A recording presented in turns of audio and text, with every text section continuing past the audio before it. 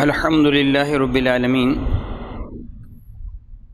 الصلاۃ والسلام علی سید الانبیاء والمرسلین وعلی آلہ واصحابہ اجمعین، اما بعد، اعوذ باللہ من الشیطان الرجیم، بسم اللہ الرحمن الرحیم۔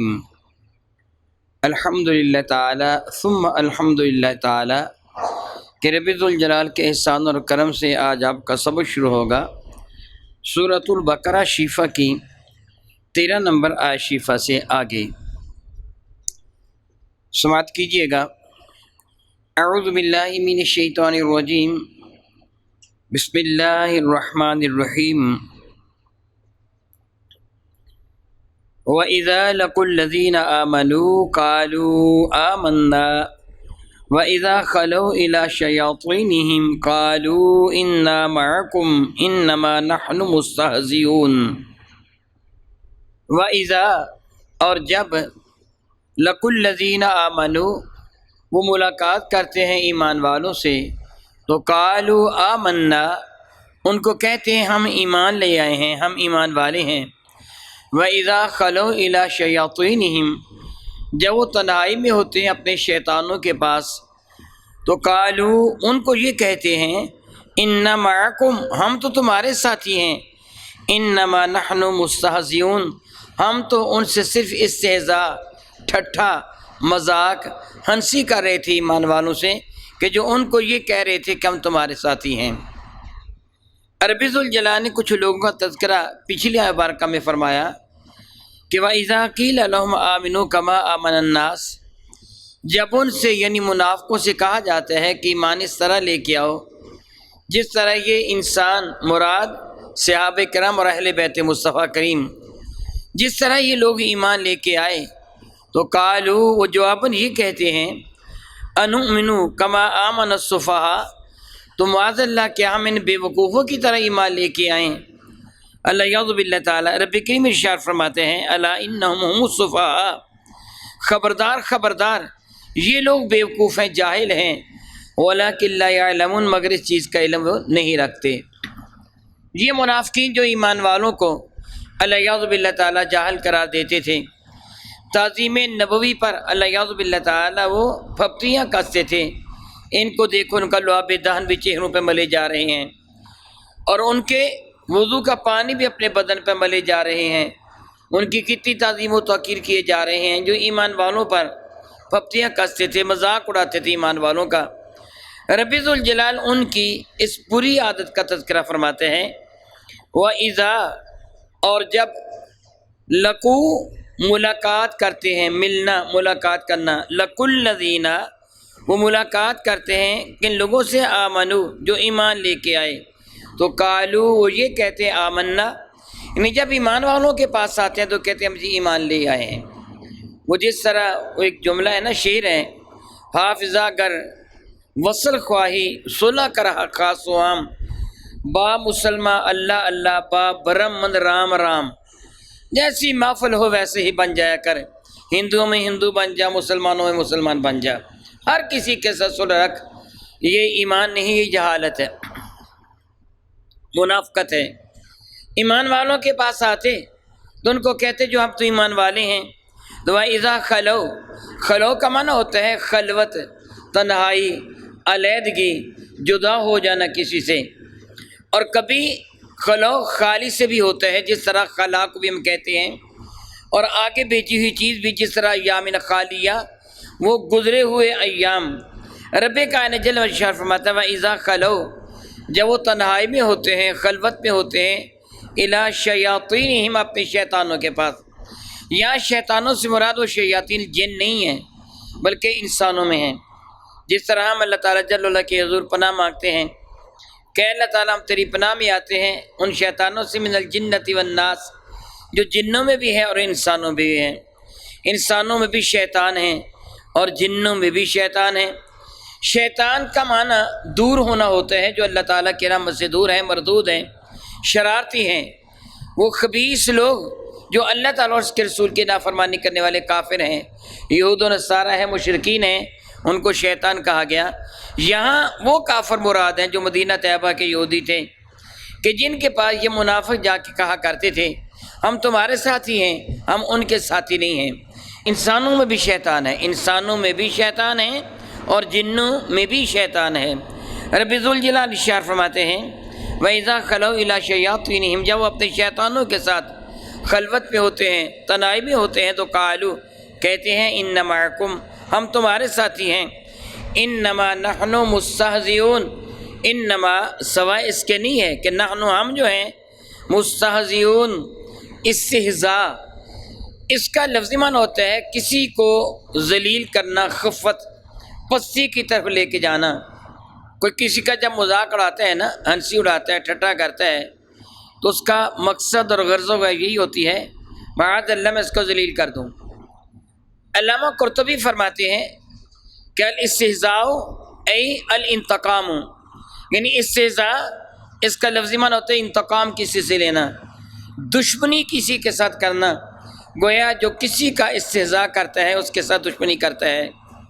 معاذ اللہ، جس طرح میں پہلے یہ جملہ کہہ چکا ہوں کہ علماء کرام ارشاد فرماتے ہیں کہ استہزاء کا لفظی معنی ہوتا ہے کسی کو پست کرنا، ذلیل کرنا۔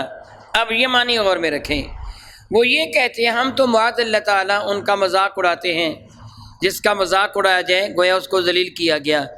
یہ جملہ ذہن میں رکھ کر اگلی مبارکہ کا ترجمہ دیکھیں، وہ کیا کرتے ہیں مسلمانوں کو الیاذ باللہ تعالیٰ بکواس یہ بکتے ہیں کہ ہم مسلمانوں کو ذلیل کر رہے ہیں۔ رب کریم فرماتا ہے اللہ یستہزئ بہم، اللہ ان کو ذلیل فرما رہا ہے۔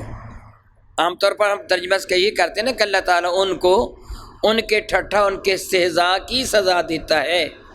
لفظی معنی کیا ہوتا ہے؟ ذلیل کرنا، یعنی وہ مسلمانوں کو استہزاء کرتے ہیں، اللہ تعالیٰ ان کو ذلیل فرماتا ہے، مسلمانوں کو استہزاء کرنے والوں کو۔ دنیا میں جو ذلت اور رسوائی ان کا مقدر بنتی ہے، قیامت کے دن ذلت اور رسوائی ان پہ چھائی ہوئی ہوگی۔ رب کائنات جل وعلا کی رحمت سے کوسوں دور ہوں گے، ان کو ذلیل کر دیا جائے گا۔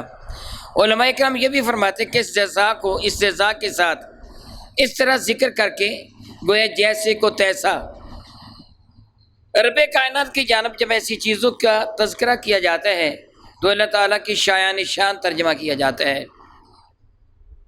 ترجمہ کرتے ہوئے رب کائنات کی عزتوں کو، عظمتوں کو ملحوظ خاطر رکھا جاتا ہے۔ اللہ تعالیٰ کسی کا مذاق اڑانے سے پاک اور منزہ ہے، اس کی ذات سبحان ہے کہ وہ کسی کا مذاق اڑائے۔ یہاں سے مراد یہی ہوگا کہ ان کو ان کے مذاق کی سزا دی جاتی ہے، یا جو میں پہلے کہہ چکا ہوں کہ اللہ تعالیٰ جل وعلا ان کو ذلیل فرماتا ہے اور ذلیل فرمائے گا قیامت کے دن بھی۔ دنیا میں بھی ایمان والوں کے سامنے جب ان کا اظہار ہوا، میرے نبی نے نام لے لے کر بتا دیا فلاں بھی منافق ہے، فلاں بھی منافق ہے، اور راس المنافقین عبداللہ بن ابی اور اس کے ساتھی تو سب کے سامنے منافق تھے، اور ہر کوئی ان کو ذلت کی نگاہوں سے دیکھتا تھا، کوئی عزت کی نظر سے ان کو نہیں دیکھتا تھا۔ دنیا میں بھی ذلیل تھے اور آخرت میں ان کا ٹھکانہ جہنم کا بدترین گڑھا ہوگا۔ رب ذوالجلال ارشاد فرماتے ہیں اللہ یستہزئ بہم، اللہ تعالیٰ ان کو ذلیل فرماتا ہے، ان کو ان کے استہزاء کی سزا دیتا ہے۔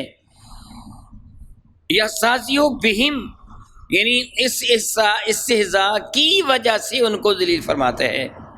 وَيَمُدُّهُمْ مدہ یمد، کسی چیز کو کھینچنا، لمبا کرنا، جس طرح حروف مدہ، وہ حروف جن کو لمبا کیا جاتا ہے۔ اردو میں ہم لفظ استعمال کرتے ہیں میں نے یہ کام بڑے شد و مد کے ساتھ کیا۔ شد کا معنی ہوتا ہے سختی، جس سے لفظ شدت اور شدید بھی اردو میں استعمال کرتے ہیں۔ مد کا معنی ہوتا ہے کھینچنا یا لمبا کرنا۔ جب کوئی کام بڑی کوشش تردد کے ساتھ کیا جائے، کھینچتانی کے ساتھ کیا جائے، ہم اس کو کہتے ہیں شد و مد کے ساتھ کیا۔ نبی فرماتا ہے وَيَمُدُّهُمْ، ہم نے ان کو مہلت دے دی۔ لمبا کا دینا، کسی کے وقت کو مہلت دے دینا۔ اردو میں اس کا ترجمہ ڈھیل دینا بھی کیا جاتا ہے، کسی کو ڈھیل دے دینا۔ فرماتا ہے رب کائنات جل وعلا کہ اللہ تعالیٰ نے ان کو ان کے استہزاء کی یہ سزا دی، یہ انتقام لیا کہ ان کو ڈھیل دے دی، وقت دے دیا۔ فی طغیانہم، وہ اپنی طغیانی میں، یعمہون، وہ اندھے بھٹک رہے ہیں۔ فی طغیانہم، طغیان فعلان کے وزن پر جو صیغے آتے ہیں ان میں مبالغہ پایا جاتا ہے. جس طرح حد سے تجاوز کر جانے کو طغیان کہتے ہیں. عام ہوا چلے تو ہوا ہے، تیز ہوا چلے تو اس کو طوفان کہتے ہیں. جس طرح سلطان مبالغہ سیگا کہ بادشاہ، یعنی جو عظمت کی جانب، بڑائی کی جانب فعلان کے وزن پر ترجمہ کیا جاتا ہے. فی طغیانہم، عام حالت میں دریا چلے تو کہتے ہیں دریا بھر کر چل رہا ہے، لیکن جب کناروں کو توڑ کر باہر آ جائے کہتے طغیانی آ گئی. اس کا ترجمہ کیا جاتا ہے سرکشی. فارسی زبان کا لفظ ہے سرکشی. سر کا معنی ساری ہوتے ہیں، کشیدن کا معنی کھینچنا ہوتا ہے. سرکشی یعنی سر کو کھینچنا، تکبر کرنا، گردن لمبی کر کے چلنا، جس کو ہم اردو میں کہتے ہیں گردن میں سریا آ گیا. تو یعنی حد سے تجاوز کر جانا. رب کریم ارشاد فرماتے ہیں کہ اللہ تعالیٰ نے ان کو چھوڑ دیا فی طغیانہم، کہ وہ اپنی طغیانی میں، سرکشی میں، غرور میں، تکبر میں، جہالت کی انتہا میں، یعمہون، وہ بھٹک رہے ہیں. عین میم یا، عمین کا معنی ہوتا ہے اندھا، اور عین میم ہا عمہن کا معنی ہوتا ہے جو بصیرت کا اندھا ہو. بصارت کے اندھے کو عمیون کہتے ہیں، جو آنکھوں کا اندھا ہو، جو دل کا اندھا ہو. اس کے لیے اللہ تعالیٰ جل وعلا نے یہ ارشاد فرمایا وہ دل کے اندھے ہو چکے ہیں، ان کو ڈھیل دی گئی ہے. اور ڈھیل کو یہ نہ سمجھے کہ ہمارے لیے یہ بہت مناسب ہے، نہیں، مناسب نہیں ہے. وہ ایک شعر کہا جاتے ہیں، مچھلی کو ڈھیل مل گئی لقمے پہ شاد ہے، صیاد مطمئن ہے کہ کانٹا نگل گئی. مراد یہ ہے کہ جب مچھلی کو پکڑنے کے لیے ایک کانٹا استعمال کیا جاتا ہے، کنڈی استعمال کی جاتی ہے، تو کنڈی کے ساتھ بڑی باریک ڈور باندھی جاتی ہے، اور اس کنڈی میں کینچوا پرو دیا جاتا ہے. کنڈی نظر نہیں آتی کہ اس کے اوپر وہ کینچوا چڑھا ہوا ہوتا ہے. کینچوا جس کو آپ پنجابی میں گڈویا کہتے ہیں، کینچوا وہ حرکت کرتا ہے اور مچھلی کی پسندیدہ غذا ہے. مچھلی اس کو نگل لیتی ہے، وہ سمجھتی ہے کہ میں نے کینچوا نگلا ہے، اور حقیقت میں کیا نگل لیتی ہے؟ وہ کانٹا، وہ کنڈی وہ نگل لیتی ہے. اور جب وہ شکاری محسوس کرتے ہیں کہ مچھلی نے وہ کانٹا نگل لیا ہے تو رسی اور ڈھیلی کر دیتا ہے. جلدی جلدی ڈھیلی وہ کیوں کرتے ہیں؟ اس لیے ڈھیلی کرتے ہیں کہ وہ اچھی طرح اس کے پیٹ کے اندر چلا جائے، اس کے منہ سے باہر نہ نکل آئے. وہ مچھلی سمجھتی ہے کہ مجھ کو خوراک مل گئی، لیکن صیاد کہتا اچھا ہوا کانٹا نگل لیا. پتہ اسے تب چلتا ہے جب صیاد اس کو پکڑ لیتا ہے، کھینچ لیتا ہے، اور کانٹا اس کے اندر چبھ کر، اور اس کو بھاگنے کی اب مہلت نہیں ملتی. معاذ اللہ تعالیٰ سماذ اللہ تعالیٰ، یہ مثال اللہ تعالیٰ کی نہیں ہے.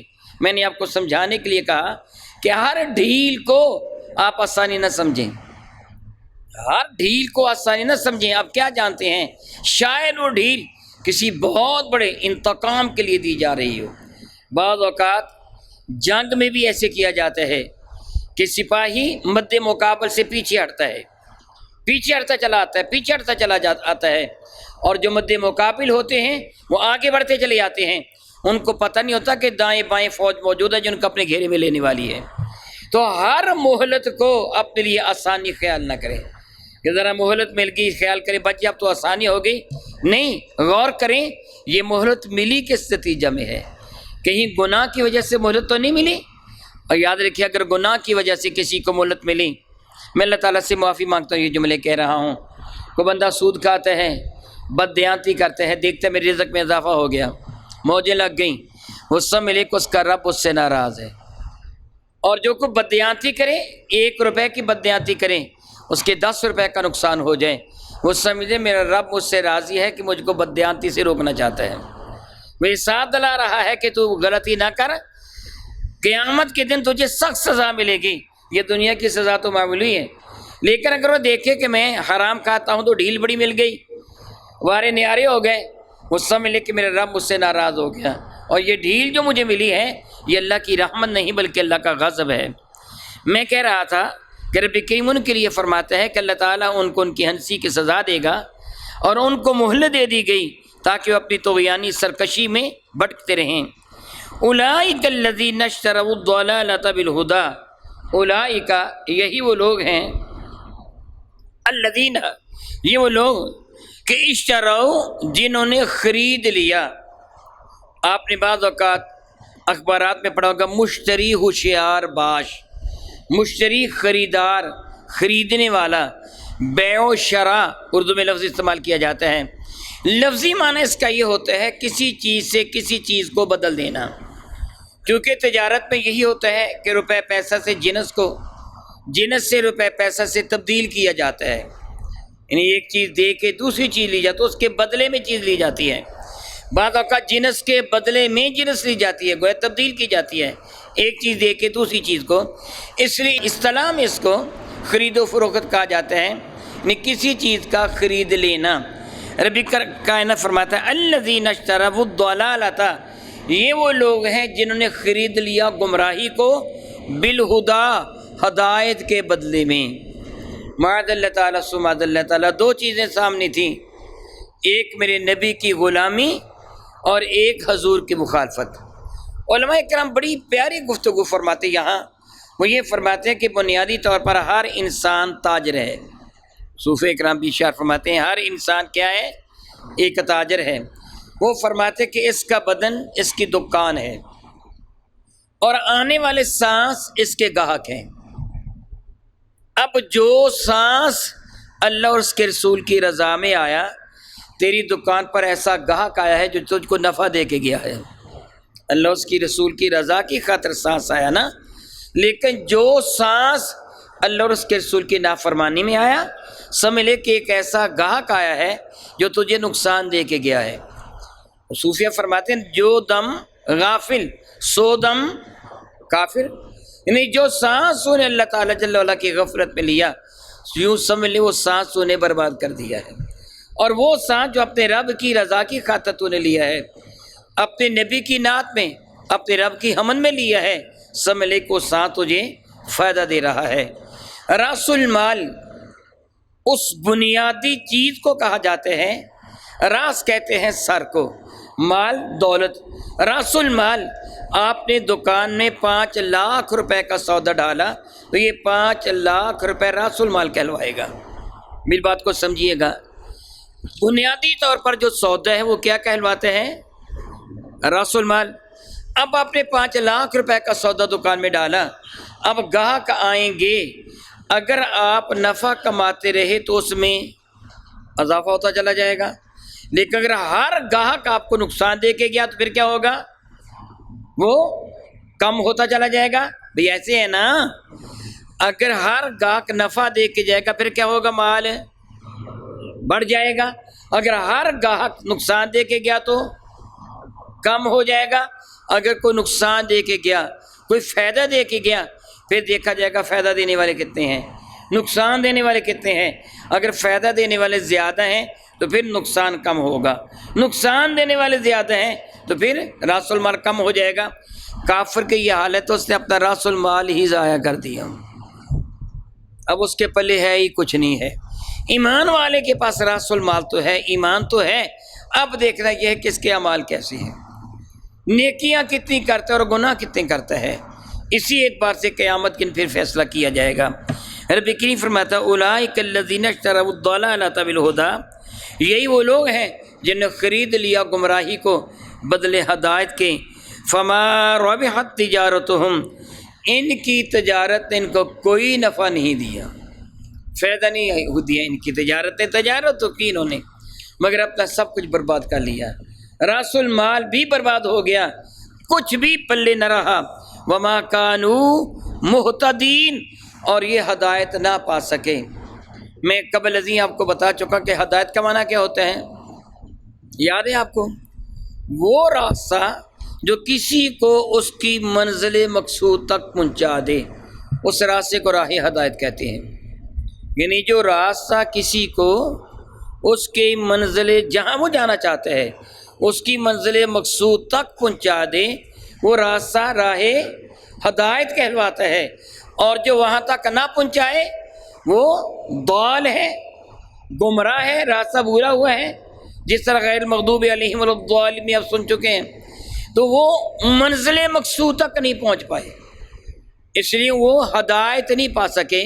اصل منزل مقصود کیا تھی کہ دکان کے سودے میں اضافہ کر لینا، فائدہ حاصل کر لینا، وہ بیوقوف منافق اپنا نقصان کر بیٹھے، اپنے آپ کو برباد کر لیا۔ رب کائنات جل وعلا ان کی مثال بیان فرماتے ہیں۔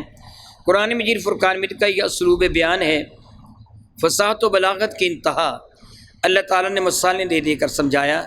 مثال میں وہ نظرت پائی جاتی ہے، وہ ایک انوکھا پن پایا جاتا ہے کہ سمجھنے والا آسانی کے ساتھ سمجھ لیتا ہے جو مخاطب ہوتا ہے، خواہ وہ بھیڑ بکریاں چرانے والا چرواہا ہو یا وہ علم و فضل کی بلندی پر فائز ہو۔ مثال سے دونوں کو برابر کی سمجھ آ جاتی ہے۔